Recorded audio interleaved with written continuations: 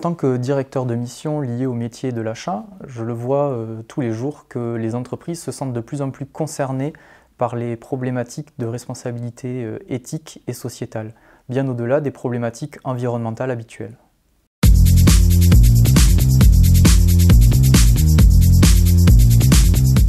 Lorsque l'on considère toute la chaîne de valeur et d'impact de l'entreprise, force est de constater que la production n'est qu'une petite partie de l'équation. En moyenne, les achats représentent 50% du chiffre d'affaires d'une entreprise. Ils représentent donc un impact fort d'un point de vue économique, mais pas seulement.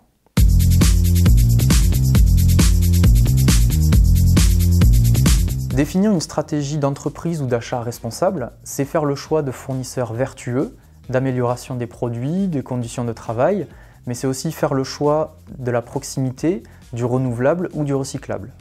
C'est permettre l'émergence de partenariats forts, propices à l'innovation et au développement durable.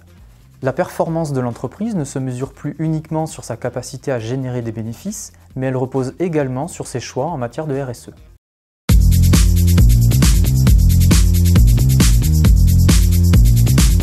Avant toute chose, il est important que l'entreprise ait déjà une politique ou une stratégie RSE.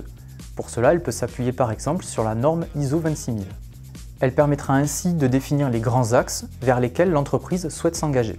Parfois, les entreprises ont déjà initié une démarche RSE, mais sans l'avoir vraiment formalisée. Il est donc possible de se faire accompagner par le biais d'un audit permettant d'évaluer la maturité de l'entreprise.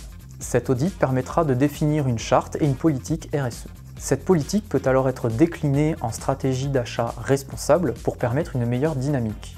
Lorsque cette politique RSE est déjà bien intégrée dans l'entreprise, il est possible d'accompagner le service achat dans la mise en œuvre d'une charte fournisseur, de KPI liés à la RSE ou bien d'audit fournisseur.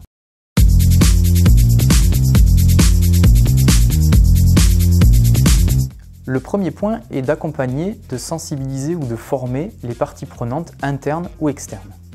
Comme il peut s'agir d'un changement radical des pratiques, l'accompagnement au changement va être un point essentiel pour la réussite du projet, de même que bien maîtriser sa communication.